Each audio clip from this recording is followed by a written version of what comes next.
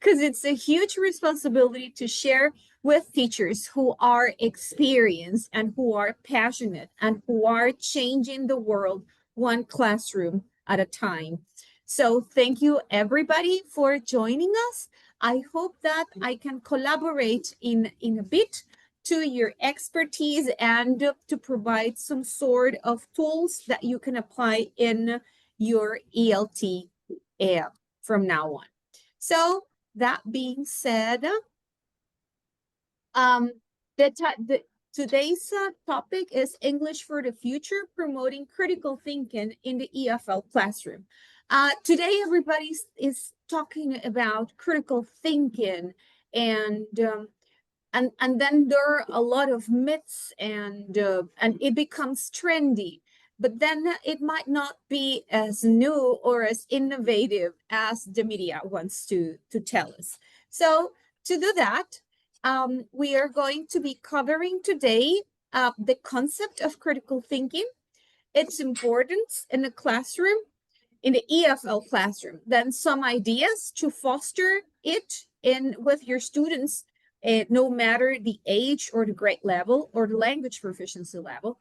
And then finally, you're going to design activities for your own EFL context. In the end, you are the star of the show. So to begin with, I would say there are many misconceptions about critical thinking. People tend to believe it is negative criticism about everything, and it's not. Critical thinking is not an innate talent. It can be taught, and it can be trained and assessed and trained again. Critical thinking is not the same as logic and intelligence. It is not a solitary activity. It is fostered by one head does not think as good as two heads, and two heads are not as good as 10 heads. So it is not like the Lone Ranger, but it is more an act of finding others and learning from others and enriching from others. And last but not least, it is not apart from emotion and ethics. Critical thinking has an emotional component, and it should have an ethical component. There are many leaders in the world who are critical thinkers, but they are not ethical, or they are very smart and not ethical. And then it loses its purpose to make the world a better place. That being said, I am going to require the help of one brave soul. Let's see, Ana Ruth Marquez de Rivera. Would you please read the two concepts that we have for critical thinking? Okay. Give me a moment. Good evening, everyone. Let me. 1 second. Okay. Yo digo que ya puedo leer. The ability to objectively and rationally analyze information, evaluating assumptions, evidence, and arguments to form well-reasoned, Dios mío, conclusions and make informal decisions. I am so sorry, but I forgot my glasses. You did it perfect, making informed decisions. Thank you, Ana Ruth. Jacqueline Hernandez, would you read the next, please? There's no problem. It's an active, disciplined process that involves questioning, interpreting, and synthesizing information from various sources to better understand complex situations, solve problems, and avoid being misled. Thank you very much. So it is basically observing, analyzing, and trying to find solutions to a situation. So it might not be like a superpower. It is something that has to be trained and that our students have to develop bit by bit at their age level with their language proficiency level.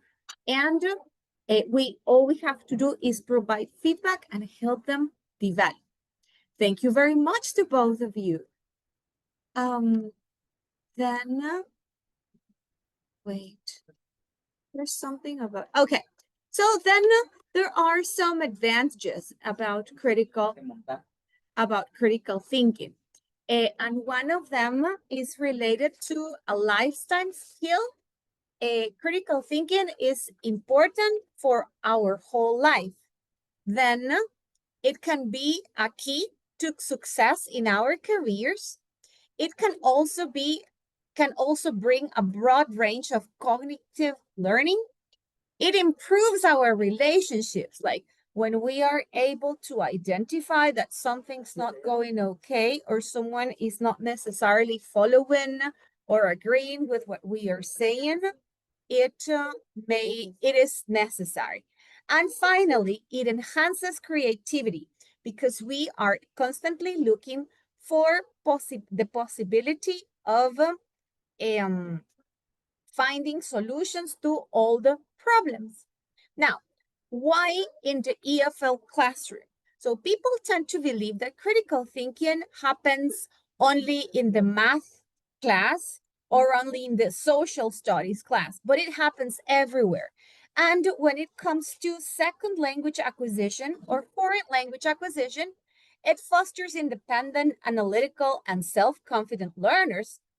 It helps them draw linguistic generalization. Like with the communicative approach, we barely give the rules and exceptions. But today, it's like giving the students the time to draw the conclusions and the exceptions by their own will definitely help them develop critical thinking. They can also analyze information, like breaking information into its components, evaluating arguments, and communicating ideas effectively in English. It moves beyond rote learning. So it is more than just memory and application, but it helps like problem-solving abilities. For example, fixing communication breakdowns. And these communication breakdowns can come from the speaker himself or herself, or they can come from the interlocutor. So being able to identify that the interlocutor is having a communication break and responding or helping him or her is definitely a way of having and developing critical thinking. And then again, this is going to improve our relationships with other humans. Critical thinking also helps us and our students identify reliable sources and discard fake news. I was reading a couple of days ago that in Finland and Switzerland, they like the ministries of education are fostering the ability to identify fake news and sources that are not reliable. And that in this world of information and misinformation is absolutely relevant. And last but not least, it helps our students go beyond literal meaning, like identifying communication elements such as irony, sarcasm, even poetry, like saying things with kind and beautiful words, and then always asking themselves why. Like, for example, why is this person telling me this? What is the meaning behind his or their words? Like there's a literal meaning, but there's also a meaning behind. There's a reason behind. And those things are very useful in everyday life. Now, when we think about critical thinking, is nothing but the highest order thinking skills that Bloom proposed. But today, there's this other taxonomy that has to do with perceiving what is happening in the environment. So I'm perceiving this discussion or I am perceiving this situation, then trying to explain to self, what is it that is happening? Why is it happening? How is it happening? At what speed is it happening? Then evaluate, like making a judgment of value on the things that are going on.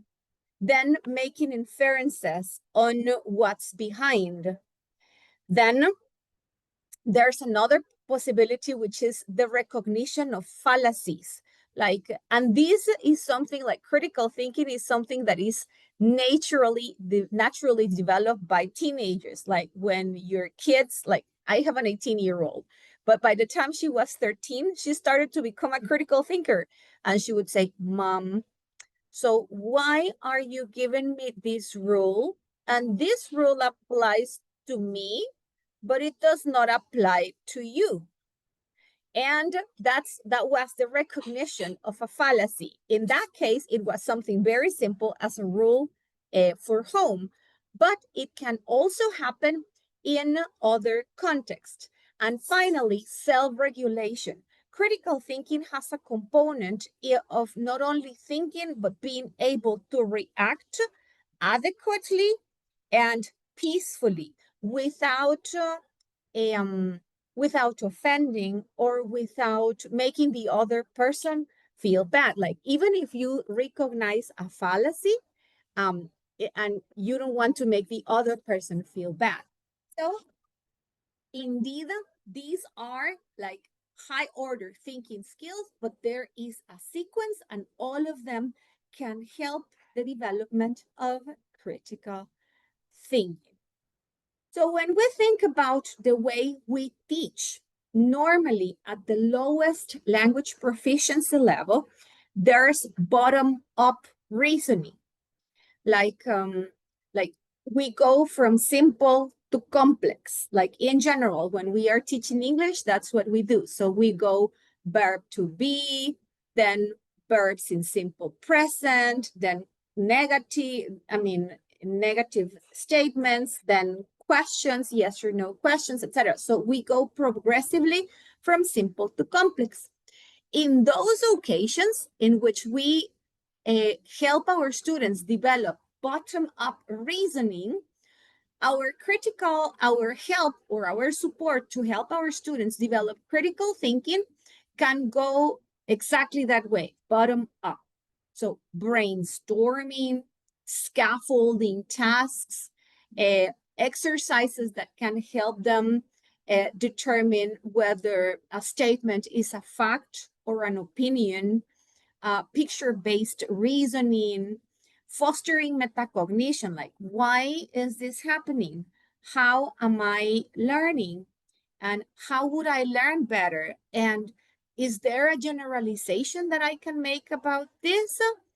And one example that comes to my head is, once again, with the communicative approach, like the grammar explanation in the book is very short. So I remember one of my students once told me, Miss, so this means that every word that ends in ly is an adverb? Like she was figuring out the rule without me telling her. And then I confirmed. But that's exactly what was happening. It was critical thinking, making a generalization in her head out of the exercises and the practice she was having. So that fostering metacognition, so asking your students, so what would be, if we had to explain a rule, what would the rule be? And give your students the time for those uncomfortable silences in which they are able to think, and you can almost hear the wheels turning in their heads to come up with a generalization or to determine whether there's an overgeneralization and there's an exception. And that's exactly what critical thinking is. And then asking questions like why or how. Like, why did you write this? Like, especially today with AI and all these prompts that they like, sometimes students would only copy paste the instructions of a task in a prompt and AI would come with anything. Like asking, why did you write this in your paragraph? And how did you solve this? And do you completely agree with what is written here? Why? why? And then as they are able to provide arguments, they are developing critical thinking, and eventually they will cease, or they will more responsively use AI and their prompts. So that happens when we are thinking of bottom-up reasoning. Now, when the tasks are more focused on communication, like in Ballet's taxonomy, bottom-up refer to mechanical skills, knowledge, and transfer. And then top-down come from criticism, communication, and criticism. So the more top-down, the more communication-aimed the tasks are, then we can use top-down reasoning. And here, which can be some ideas to develop critical thinking? Well, we can have Socratic seminars, like discussions, very respectful, and having the students question the statements of other students, like without fighting, but very respectfully trying to find the why. Then debates, like sometimes dividing your class in half and a half and having opposite views and having them respectfully agree or disagree or question. That's also another way to develop critical thinking in top-down reasoning.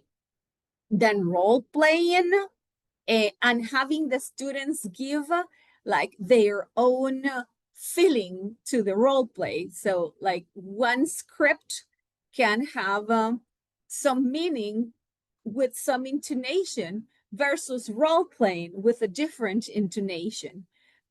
So one same text can sound sarcastic in a way. It can be tragic if pronounced in another way, or it can be optimistic. It all depends on the intonation and pitch that your students decide to use. And of course, we have to model. Also, using puzzles or riddles and having them not look for the answer in a phone or in a computer, but having them think. And then problem-based projects. And the most important, always prioritize the process, like the thinking process is more important than the final product. Now, I wonder, I'm going to stop sharing, and I wonder if any of you would like to add some ideas, if you agree or disagree, or if you have any question in the chat box. Okay, so I'm here. Oh, I have 24 new comments. So how do brainstorming to teach grammar for basic level with limited vocabulary? So for example, when you think about brainstorming, let me provide an example. Think about family members. So they only have, like for example, you have only covered vocabulary on nuclear family, wahida, sidaya. So only covered mother, father, sister, brother, only those four. Then have them brainstorm. Okay, what other names or what other words would you like to learn to name family members? And then you can have them brainstorm in their own language and then help them learn the vocabulary or guess. So brainstorming can be not necessarily in the target language, it can be in the mother tongue, so that you can create interest. And in a way, you do not only create interest, but you can review the previous knowledge of your student. Thank you very much. Any other comment? Oh, Ovidio wrote, we might confuse silence with lack of interest. In fact, students might be thinking what to say. Exactly, like those uncomfortable moments, that uncomfortable silence is necessary, because if nobody responds, like students get they get uncomfortable and they come up with an answer, or they would make the effort to think. Any other question or comment or any idea that comes up to you? Okay, Ana Ruth Marquez de Rivera says, I think it's important to encourage students to produce what they have learned in their own words. Yes, that's fantastic. Like paraphrase, retell the story, summarize, those are ways, and sometimes even like mimic, like there's this story, so now you're going to try to express it with mimics, or you're going to try to express it in drawings. It's like making content theirs. And how would you change the ending of the story? What would have happened if the ugly duckling stayed ugly forever? Or what if Cinderella did not want to be a princess? Like changing these, like giving these opportunities for creativity is solving and is a way to provide your students with the opportunity to change to change the solution, like the ready-made solution of a situation with a new one. All right. So okay, thank you very much, Ana Ruth. Now, Jenny Hernandez writes, how to assess or track their critical thinking process, mostly in large classes. It's an excellent question, and I do believe there are always ways to observe your student. Who is thinking, who is making the mental effort, and monitoring when they are working in collaborative groups. You might be able to check who's doing most of the thinking. There are always students that rely on what others are doing. Then build the groups in which everybody relies on somebody else. Like, so if everybody, I mean, if all the students you select in one group tend to rely on somebody else's work, and then we're all reliers here, then there's no choice but to start thinking so that we can solve the situation, or we can satisfy the demand of the teacher, or even for the points. Thank you, Renee. Indeed, it does help to improve vocab. And yes, Fatima Crespin, it's like thinking outside the box and being creative. If humans were not creative and would not think critically, we would still be in the age of stone. We wouldn't have, I mean, if anyone had thought that, well, the wheel is already invented and there's nothing else to do with life, then we wouldn't have the progress and advancement that humanity has. Ana Lavagnino says, now that AI is everywhere and students will definitely rely on it when learning or practicing something new, how can we implement AI actively and purposefully to foster critical thinking and oral production?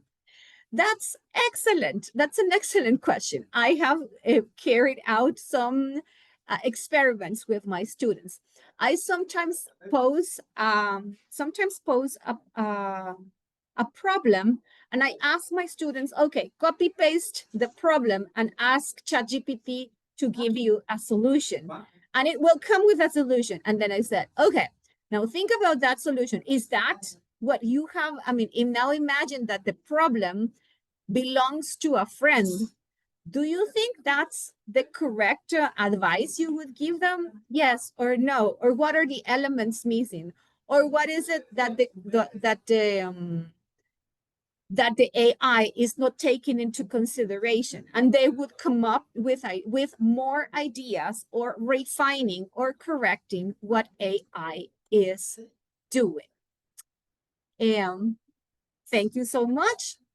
So that being said, we are now going to move to breakout rooms. I am going to share my screen again so that you can see what the next step is. Okay, now we are going to design activities to foster critical thinking in our EFL classrooms. So we're going to go to breakout rooms of 4 members. And then each member is going to share the overall context, like the number of students, the grade level, the course they are teaching, the age of the students, etc. Then each member will think of one idea on how to develop critical thinking through one activity, not many, only one activity for that specific context. We will have from 12 to 14 minutes to do this. That's approximately 4 minutes per member.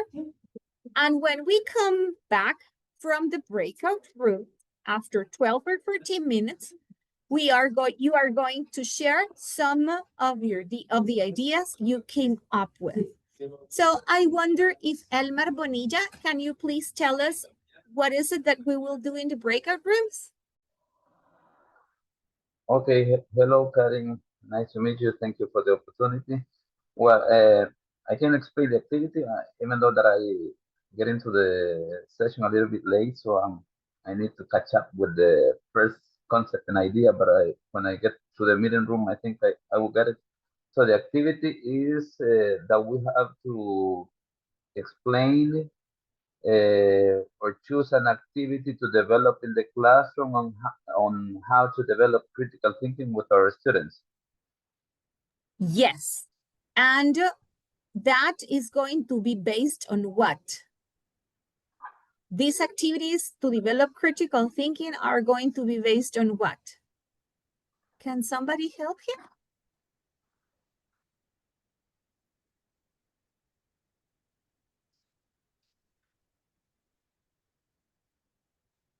Yes, Jacqueline? I'm not quite sure, but I think it's based on the bottom-up technique and on the top-down reasoning. Yes, it might be, or the activities you propose are going to be based on the context, like the age of your students, the number of students, the course you are taking, etc. And then we're going to come back. So I'm going to stop sharing, and I beg Ovidio to please open the breakout rooms. Yes. So you will see on your screen a message where you will be invited to join a breakout room. Please feel free to join. And if you need any sort of support, we will be here, all right? Um, Perfect. so there will be like 4 or 5 people in each of the rooms. There you go.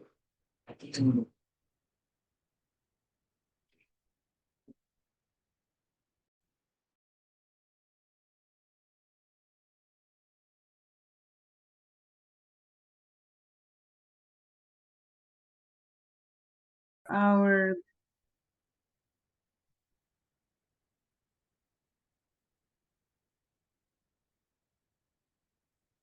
okay. I'm looking for Karen. I don't see her I'm right here. Oh, yeah. Welcome, Karen. Welcome back. No, thank you. It's been a delightful experience to listen to the ideas of our teachers.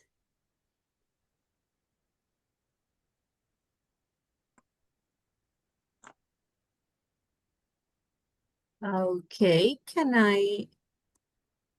okay, are they all back? Yes, they're all back. All right. So thank you very much for the nice ideas that you were sharing. We are going to give the space to maybe 3 or 4 of you, and you have 1 minute to share your ideas on the activities and the context for which these activities were designed. When the minute is up, I am going to raise up my hand with my reactions, and or I'm going to do this so that you can see that. Oh, yes, Sandra is showing her reaction so that whoever is speaking knows that that minute is over. All right.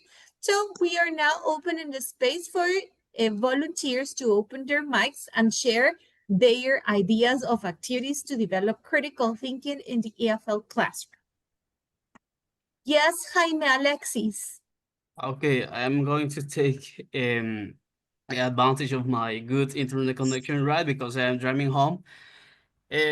Okay, we were discussion about all the strategy that we have in order to develop that critical thinking. And we have discussing about fake news analysis. There is the strategies that I use with my student, analyze that fake news, and the methodology is the following. So I present my students, I don't know, 3, 4, or 5 short news articles in English, and they have to analyze, and they have to analyze that piece of articles, and they have to be very, very carefully into the how to analyze that type of article. For example, they have to justify why the articles are fakes. For example, taking into account the source. For example, the source is not reliable. The headline seems too emotional.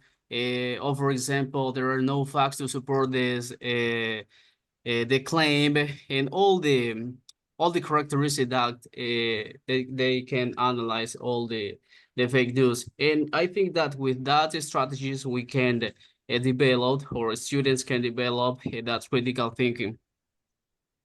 That's excellent, Jaime Alexis. Thank you so much. Indeed, like having the students spot things such as very emotional, exaggerated, no background information.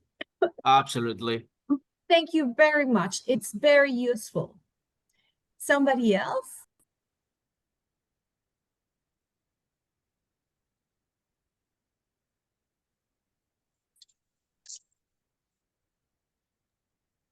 I think We have Francisco Jose Luis is. Cuellar. Oh, Oh, sorry. Okay, Jose Luis first and then Francisco. Well, this is something about like a debate, like to split the classroom in two groups and give them like some time, like 5 minutes or so to investigate about the topic that the teacher selects, and one side will be um, like supporting that a specific point of view of the topic, and the other one will be in like in the opposite side, like I don't know how to say it right now, but Yes. I think that would be a good way to encourage them to use critical thinking, because they have to do a short research about the topic, and then share their thoughts and why do they support or not support the topic. Of course, like they have to collect information to build an argument. That's excellent. Thank you very much. Who was next? There were two hands, but one of them, Jesus, I thought, but there is Jenny Hernandez, because Let us listen to Jenny. Hello, everybody. Well, we were discussing about how to make breakout rooms more attractive for students. And this activity was designed for 20 students in high school for intermediate level. So we decided that we will be having a captain leader who will make sure that everyone will participate actively. Besides that, someone who takes notes or record the information, and someone who report as well as the outcomes or results. And probably as assessment method, we can use peer feedback to make sure everyone is been acting and participating accordingly. And I believe in this way, we can make sure that each member of the team will participate by assigning a particular time and maybe a question or in a scenario where they can develop their skills, and mostly for the shy students. That's wonderful. Assigning roles to the team members always makes them accountable for something, whereas it's the timekeeper, the secretary that is taking note, or the one that is going to illustrate, or like having roles is always something very important. And in the end, everybody has to agree on the product that they are going to submit. So in a way, it does develop critical thinking. Thank you very much. Michelle Sosa, I wonder if you would like to share some of the ideas you shared as you were in the breakout room. Yes, of course, with pleasure. I was saying my classmates in the breakout room that I would like to create like a fact and opinion like debate. Like you told me, I really like that example that I don't know that I can use it in little children. But if I choose like the example like lions are beautiful, or lions belong to the animalia kingdom, that's my fact, and I have my opinion, and also I can adapt it depending on the context that I'm teaching. Like if I'm with adults, I will look for another type of topic, and with my teenagers, I would really like to do it like for the social media, because they are really involved in that. So that will be my activity, and I will like thinking like they can do one role, and the other room and the other half of my classroom can be the other role, like fact and opinion. That's excellent. Thank you so much. And here Maria Concepcion is saying as open-ended questions, case studies, and is a great way to encourage critical thinking. Thank you so much. One more person? Cristela has. Okay, Cristela. This was an activity for a very basic students, and it was pretty nice because it was they had to compare. It's like, what do you prefer? What's your favorite pet? For example, most of them were dealing with cats and dogs. Why do you prefer a dog rather than a cat? And it was kind of interesting because one of the kids said, oh my God, I had never thought about why. I just know that I really like dogs rather than cats. And they began like, they were using comparison adjectives, so that was very nice. And also they were reasoning, which is part of critical thinking, right? It's like giving the reason why. And then that was a very nice and amazing activity, because they were like trying to find the best of every animal and trying to give a reason why they didn't really like the other one. And very meaningful, because they can connect it to what they live, or if they simply don't have pets at home, then give the reasons for which they don't have pets at home. Like in any case, it's like providing arguments and supporting what they are saying. That's fantastic. Thank you so much for sharing. Karina Cardosa, thank you very much. Thank you. Good evening, everybody. So I was getting basically coming up with an idea. I don't know, maybe like some of you have done it, but sometimes when we are teaching basic vocabulary, basic information, basic grammar, I was thinking about specific question. Let's see, how old are you? Or how old is he? How old is she?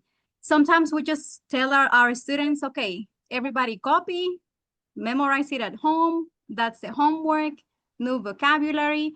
But instead, I was thinking too, while in the classroom, assigning a specific task for the students to go outside, maybe mix with some other students and ask, how old are you? So they can write down the information. They're like kind of collecting the information. That's like a simple question, right, for basic people, but we can definitely adapt the questions for different levels.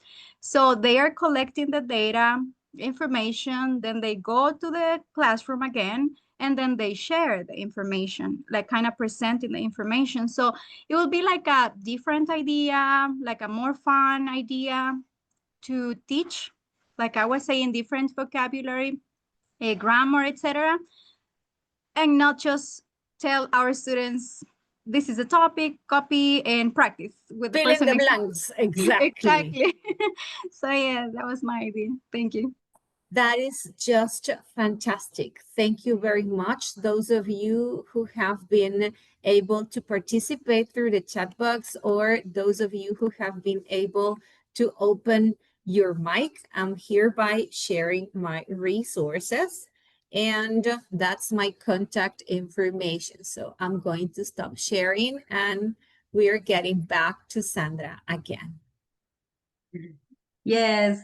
Can you guys give it up for Karen? In your introduction, Karen, I did not forget, but I should have said that you are the master of the masterminds because you have turned this webinar into a real mastermind, and now the community, Teachers Hub community, and I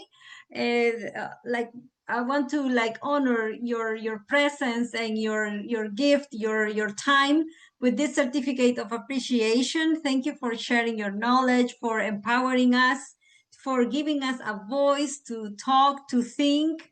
And so if you notice here, we have language educators from different parts of the world. So to all the community, thank you for being here. And Karen, let's take a picture with your certificate. Let me spotlight you.